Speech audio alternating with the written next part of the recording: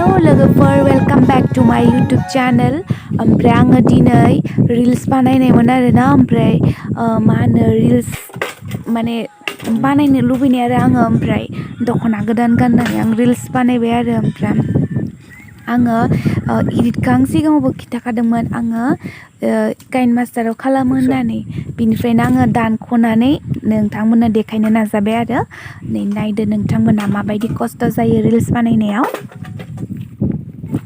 खाथियावनो मोनसे जोंनिया माने बोरला दङ आरोना बेयाव बोसोरे दैबाना जायो ओमफ्राय दायो दैया रानबाय बेयाव बोरिया आरोना जोंनिया बानायनो माबा माबि आराम जायो आरोना नोंथांमोनाबो जुदि नायनो गोसोबा हायनो हागोन आरोना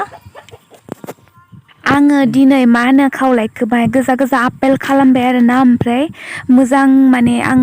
मेकआप खालामनानैबो खालामनो लुगैयो ओमफ्राय उइदाउट मेकआपबो आं खालामनो लुगैयो स' नोंथांमोना नायलांदो आरो कमेन्टआव खोन्थाहरदो मेकआपजों मोजां नुयोना उइदाउट मेकआप मोजां नुयो मा होनो आङो केमेरामेन लिंहरखायो आरोना आङो केमेरामेन लिंहरो ओमफ्राय फट'बो खेबनो लिंहरो आरो ओमफ्राय